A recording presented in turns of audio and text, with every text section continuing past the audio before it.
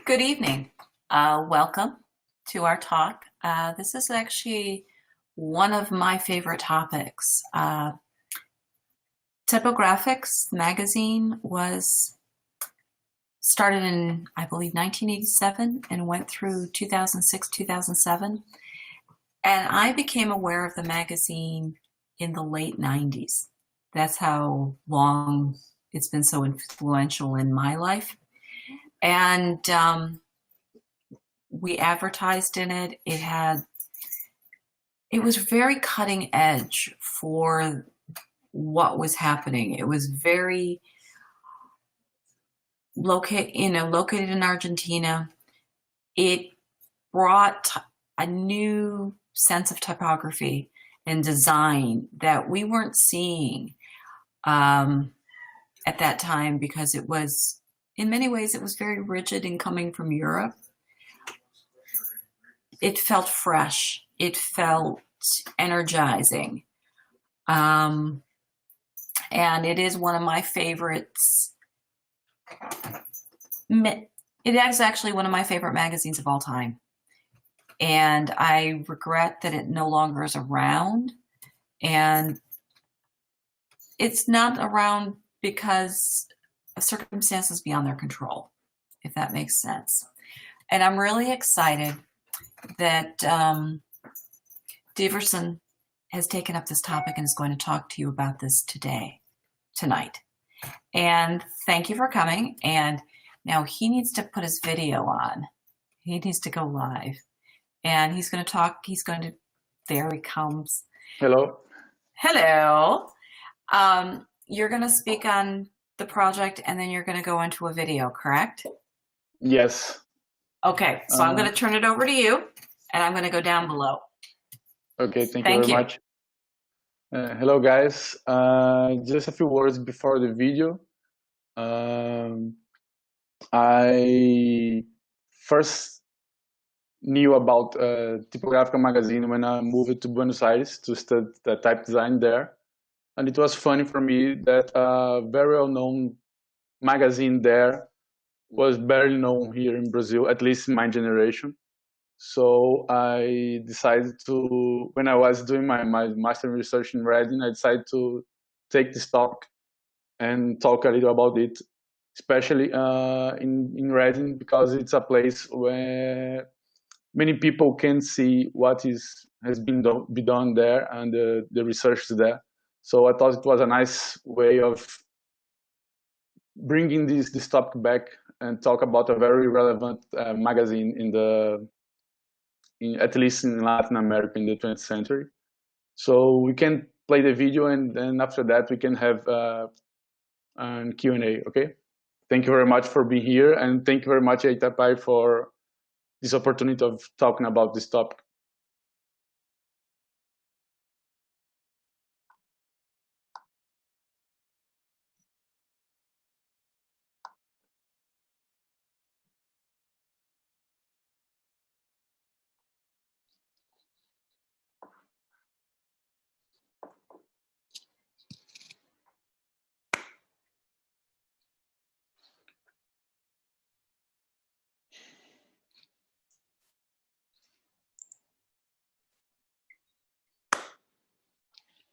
Hi, I'm Davidson Ribeiro. I'm a Brazilian typeface designer based in São Paulo, and I work as a font developer at Max branch in Brazil. This presentation is part of the dissertation I submitted last year to the Master in Research program of the University of Reading. When we talk about 20th century typographic periodicals, the names that usually pop up are European or American publications mostly written in English. But there were other periodicals that had great influence on the creation and development of typographic communities outside Europe and the United States. Today, I'll talk about the Argentinian magazine tipoGráfica, which circulated between 1987 and 2007 and played a significant role in the development and strength of the Argentinian and to some extent Latin American type community. The start of the magazine begins in 1985, 2 years after a violent military dictatorship ended in Argentina. This year, the University of Buenos Aires, UBA in Spanish, one of the largest universities in Latin America, launched a BA in graphic design, with more than 300 students enrolled and reaching up to 600 in the following years. To build up the career staff, the university invited suitable professionals to work as teachers, and among those was Rubén Fontana, who was in charge of the typography and editorial design programs. Fontana was born in 1942, and at the time he was invited to join the graphic design program, he already was a very experienced and renowned professional, especially for his work at the graphic design department of the Ditela Institute. The typography program developed and taught by him involved 2 mandatory terms plus a further optional one.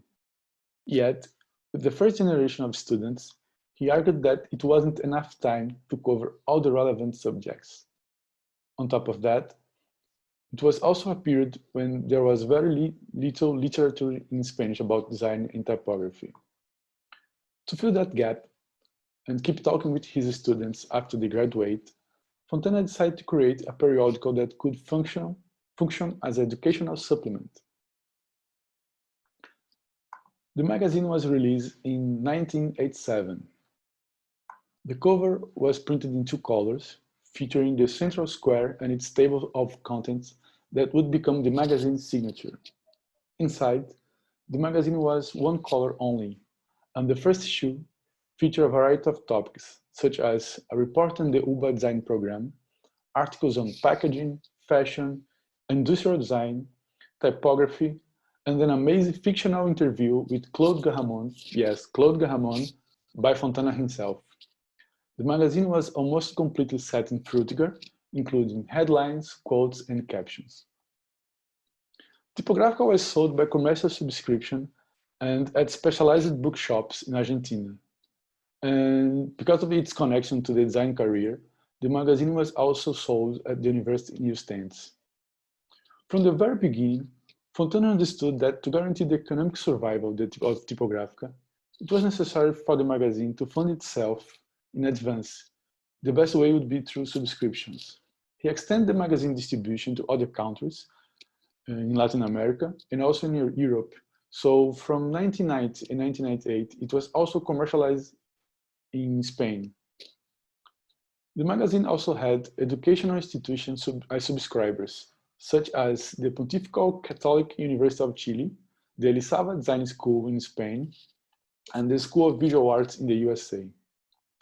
In 1993, after issue 19, the magazine was also translated into English, with the aim of attracting more international collaborators. However, the translation was provided in an additional leaflet, which shows that the target audience was still Spanish-speaking readers. It's worth mentioning that even though desktop publishing was already out there in 1987, the first issues of tipoGráfica were still produced through photocomposition by the workers of Fontana's studio, who met in the office once a week after hours to prepare the next issue. Later, part of the studio would become dedicated exclusively to the magazine production.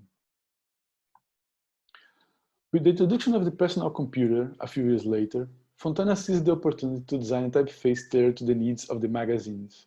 Then, in 1995, the 25th issue of tipoGráfica brought the Fontana and the type family, with particular features specially attuned to the Spanish language.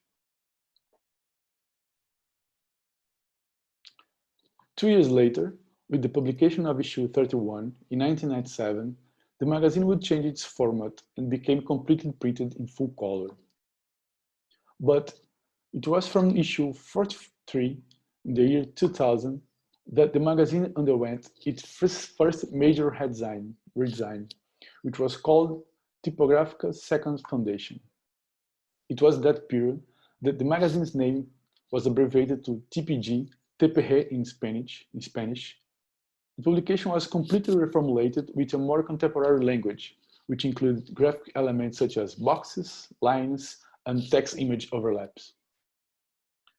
During the years in which TPG was in circulation, the magazine also promoted multiple parallel activities, such as exhibitions and conferences, often related to its anniversary celebrations. Over the years, these events strengthened ties between readers, collaborators, and the magazine staff, and gradually evolved from low-key parties to large-scale conferences, working as a confluence point between people interested in design in typography in the region. One of those conferences was tipoGráfica Buenos Aires, a 3-day event to celebrate the magazine's 50th anniversary in 2001. The event featured international and local speakers, and held a series of 10 simultaneous exhibitions on type and design. One of those, called Letras Latinas, would plant the seeds of what would become the first Latin America typography biennial. More than 700 people attended the conference, and the activities were registered in tipoGráfica 51, which also include a CD with text, audio, and video files. But in December the same year, Argentina fell into a financial crisis, initiating a period of civil unrest and rioting, with Argentinians taking the streets of the major cities, especially Buenos Aires. The political and social chaos that the country was experiencing went to the magazine covers and the very political editorials written by Salman Halouf, one of Fontana's first students at the University of Buenos Aires, who has become his partner at the studio and was in charge of the magazine editorial communication. The 2002 cover series, for instance, featured pictures of the protest graphic material, photographs on the streets by Fontana. Fontana also continued producing fonts and using the magazine as his laboratory. So in 2002, from issue 55th, the typeface aura has become part of the magazine typographical palette, alongside the current Fontana ND. Later, the typeface was renamed to Andrales, after the death of the magazine curator, Juan Andrales. And despite the economic struggle due to the crisis, the magazine continued with its project, and in 2004, inspired by the success of Letras Latinas exhibition, they organized the first Latin American typography biennial, also called Letras Latinas. The first edition of Letras Latinas biennial registered 235 submissions distributed between 8 countries all over the continent, and 40 projects were selected by the jury, which was formed by representatives from Mexico, Chile, Brazil, and Argentina. But particularly this year, all the submissions were exhibited. A commented catalog with the exhibition statistics was published in tipoGráfica 60 the same year. And so you can see here. In 2006, for the second edition of Letras Latinas, Peru, Colombia, and Venezuela were included in the organization. This edition registered 427 submissions from 10 countries, and 70 works were selected, and the exhibition took place in 8 cities all over the continent. And for the Buenos Aires exhibition, a newsprint free catalog was produced in partnership with the Argentinian newspaper La Nación. And before Letras Latinas, we could say that the impact of tipoGráfica on the type community was mostly restricted to Argentina, with some limited influence in the region, especially in Chile and Uruguay. With the biennial, the publication played an important role by connecting different countries to the exhibition and its parallel events. The magazine also supported and qualified a community of local writers and researchers. Over the years, the magazine has fed with information local professionals and researchers that, in turn, supported and improved the publication with their own work and articles, creating a continuous cycle of feedback. During 20 years of circulation, the magazine has had more than 400 collaborators. Here you can see a list of some of the most frequent authors in order of published texts. And although I'm speaking a lot about Rubén Fontana, who was the magazine founder and director, of course, tipoGráfica wouldn't be possible without the hard work of the people who dealt with the daily challenge of producing and designing a typographic magazine in this part of the world. Here you can see a list of the main staff over the years. But then, on January 17, 2007, in an interview with the Argentinian newspaper La Nación, Fontana took everyone by surprise by announcing that after 20 years of circulation, tipoGráfica would finally come to an end. The last cover series brought back the central square of its early days. This time, however, the color palette and the iconography were much more in tune with the Latin American native culture and popular ephemera. The last issue of the magazine was published in 2007. It featured articles on photography, signage design, the Cameroonian red system created in 1896, as well as a long interview with Adrian Frutiger.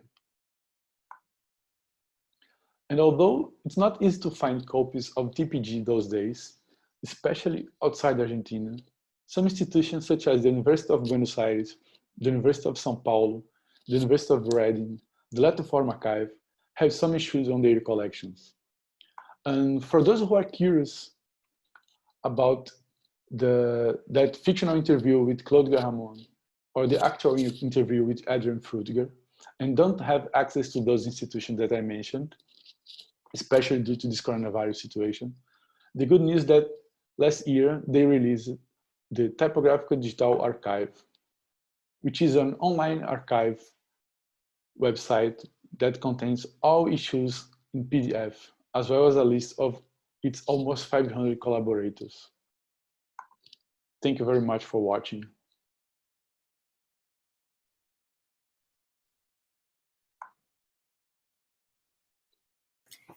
Thank you very much for such a wonderful talk. At this time, I would love to open up questions from the audience. If, yes, you have to come back on screen.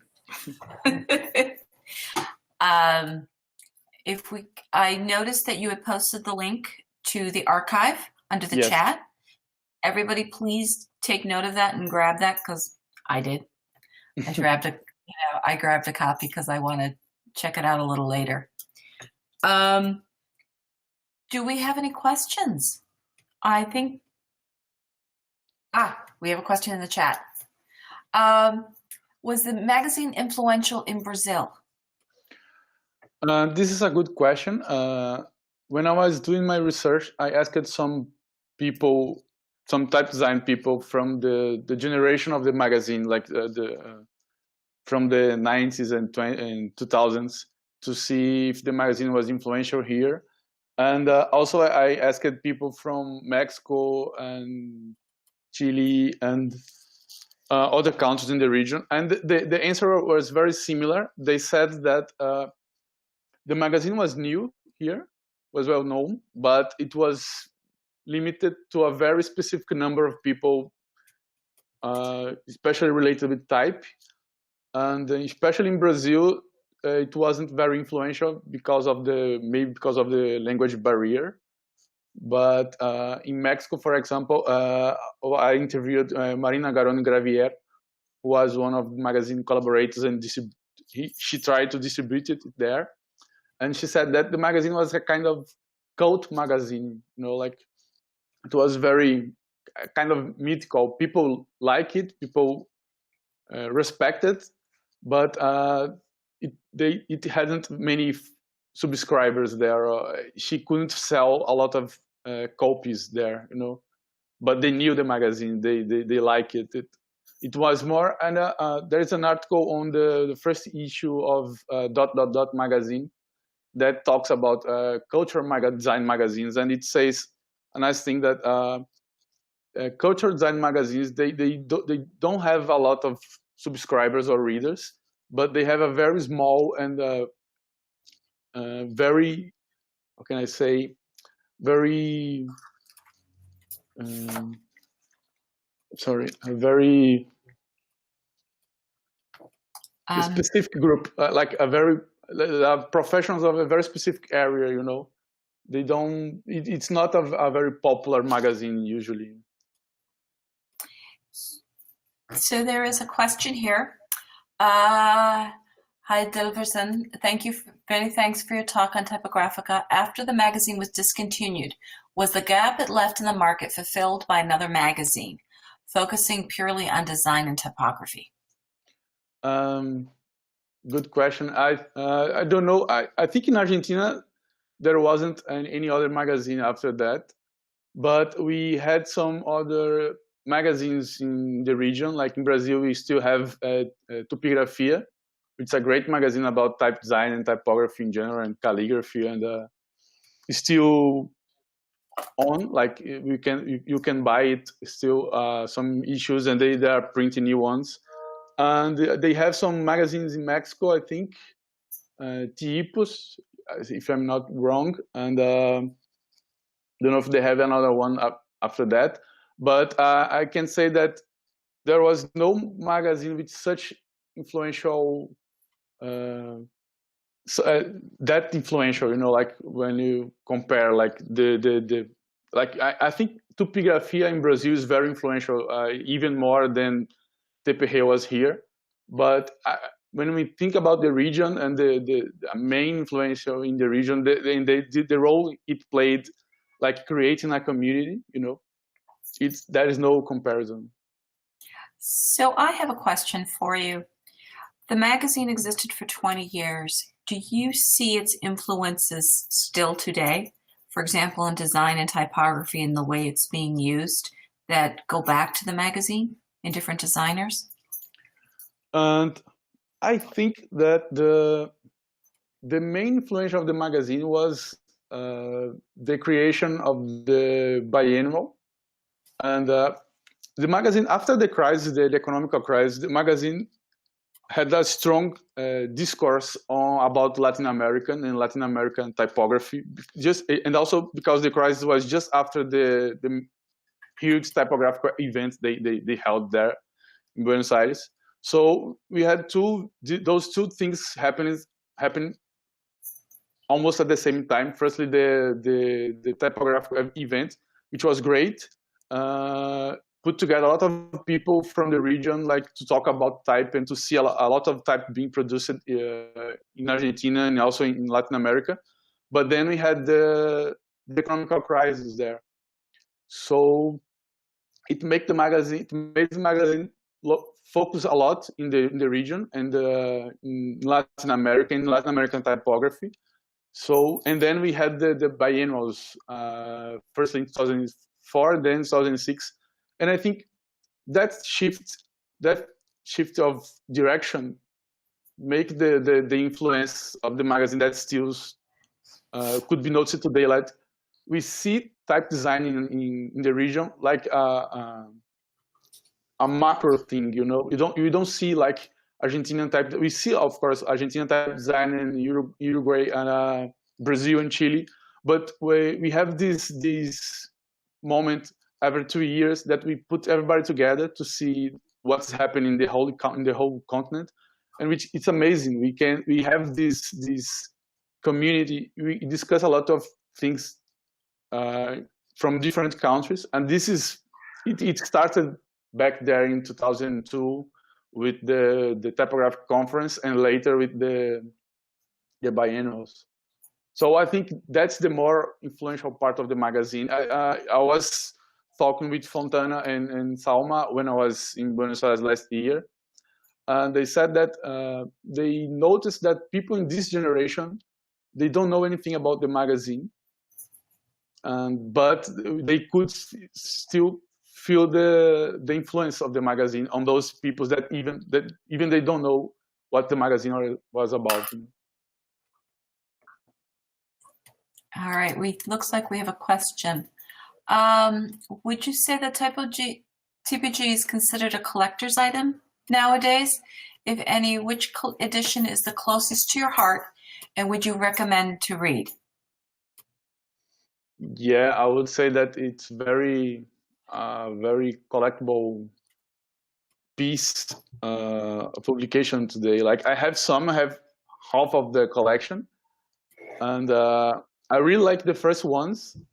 When I was talking with Fontana about those, he said that he feels that they are kind of naive today. They sound a bit naive today because the way it was done. Like, if you imagine there was nothing similar at that time in Argentina and even in the region, and they put a lot of effort there.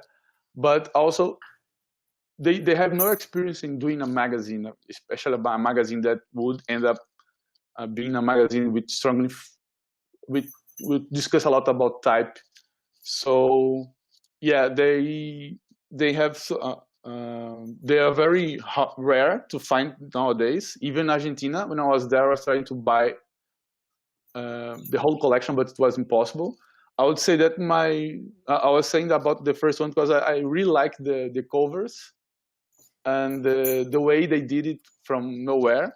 And I really like the very end. I think the last 2 years, they are amazing because they have this mixing of very different topics. You know, like you can read about a Cameroonian rights system from the 19th century. You can read about Latin American native kinds of rights system. You can read about any topic in a very local magazine, and the way you can see this cycle of starting with the black square and starting with looking like towards Europe and America and North America, and then at the end like looking inside, like and speaking from inside, from Argentina, from Latin America.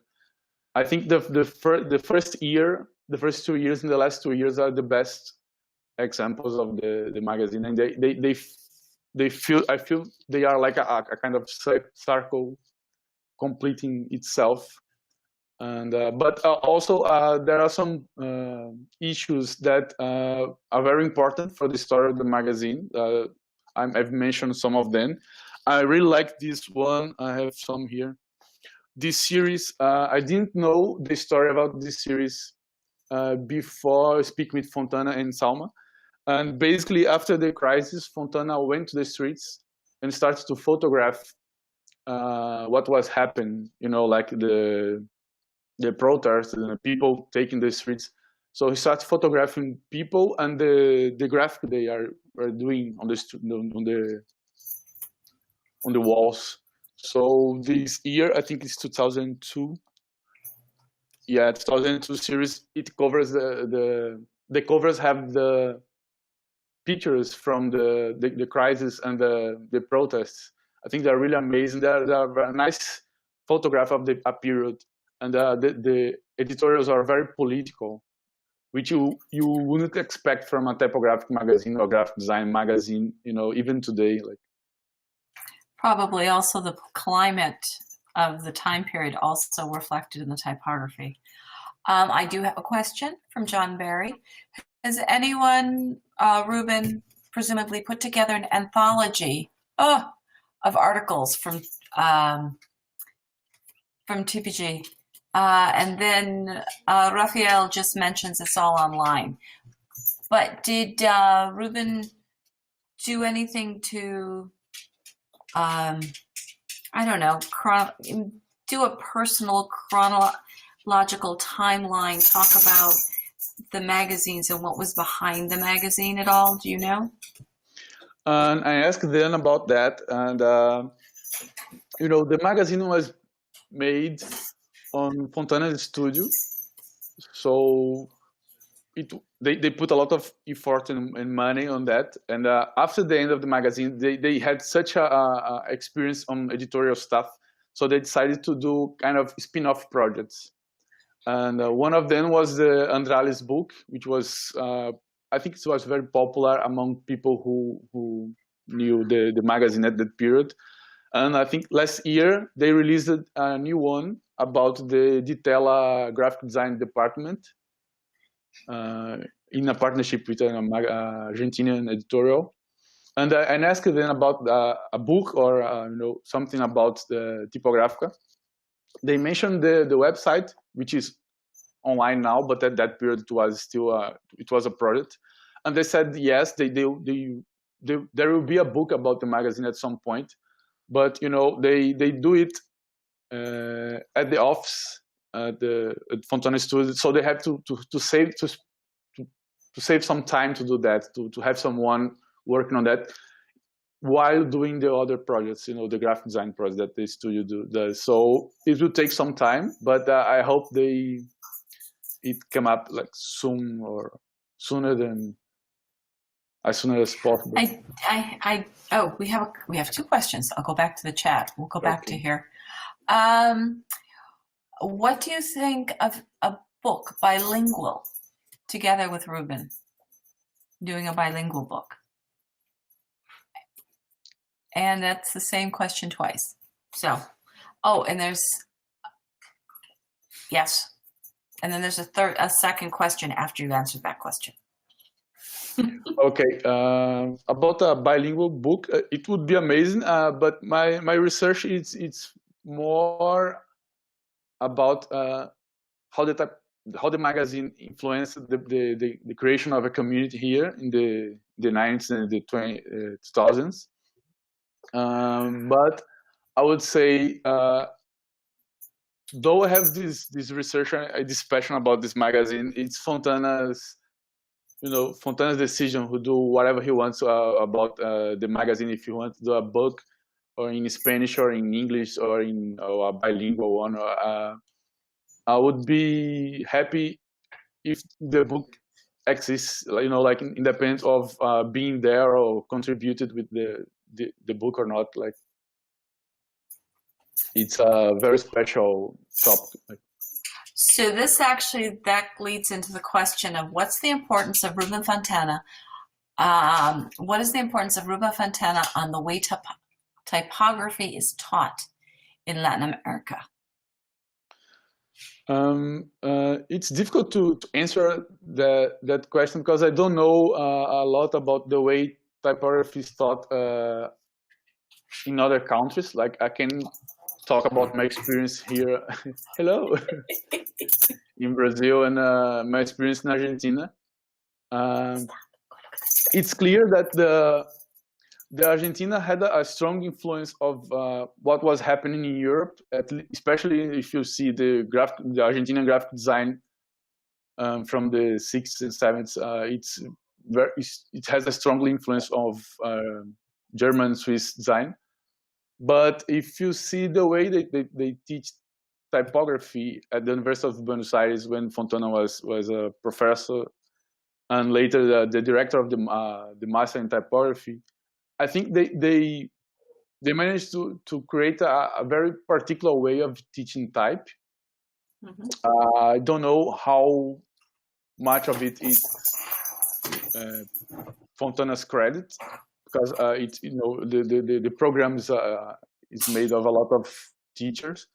But from my point of view, I could say that Fontana managed to make us look at Europe and the US, and look at that history and the examples they have, and etc.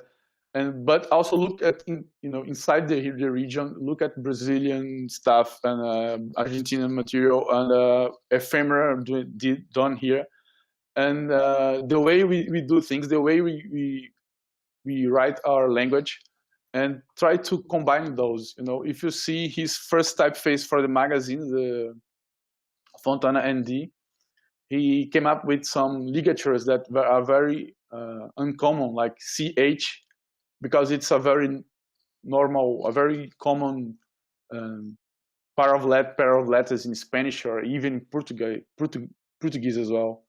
So I think that he thought that we could bring up something new, like the Latin American voice could be different from what we don't need to copy what is done in the US or in Europe. And I think it's a good thing in what that happened in Latin American type design. Do you think Typographica as a magazine helped clarify the Latin America voice in typography? I think it started to make this voice be heard. Firstly in the region, and later in the outside, like in Europe and the US, though not very loud. But I think the last years of the magazine and the events they created helped people in the region to see what the others were doing, and in this sense, it helped to make, when you are aware of your friends are doing or your neighbor are doing, you get influenced somehow. There's a nice interview with Alejandro Paul. I don't remember the publication. I think it was Communication Arts magazine, when he said that when he knew about the first Letras Latinas exhibition, he sent some stuff, but he wasn't expecting too much about that. And then when he saw the exhibition, he saw that there was a lot of people doing typography, typeface design as he was doing, and he was surprised by so many people doing. He thought that he was the only one at home, like doing crazy stuff, thinking about typing in this part of the world. But it wasn't. There was a lot of people doing the same, and it was after that he decided to create the Subtipos type foundry. So at some point it has the influence of this part of the type design.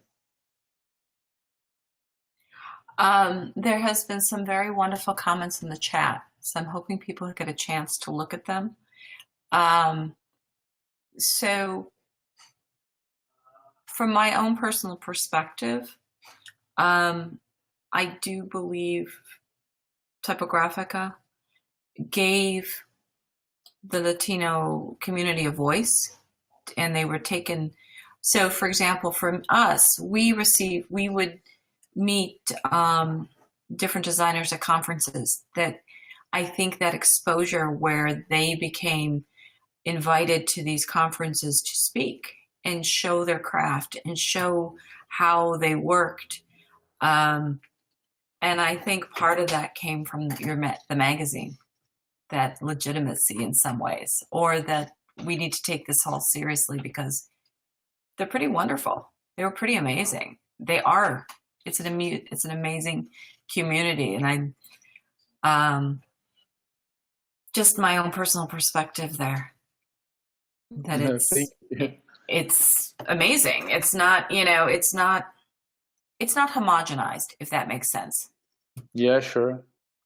Yeah, I totally agree. Make great words. When I saw it from this perspective, this generation of looking back to people like Fontana and the magazine and the things like the Biennial, I'm really impressed by what was done, in such conditions. As we were talking before the talk started, the 2000s was a very difficult period in Argentina, and after the crisis was in 2001, the end of 2001, and the magazine survived until 2007. Yeah. So it took a while to affect them.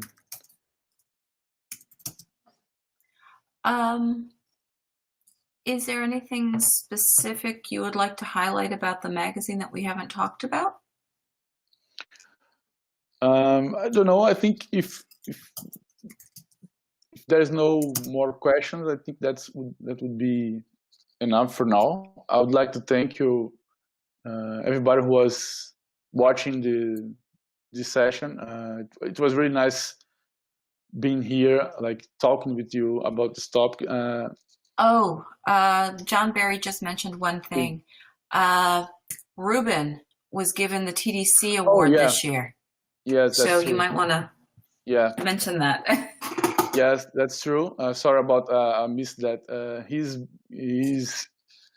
been given the TDC medal this year, and I asked him about that, and he's such a humble guy that he said, "Oh, it's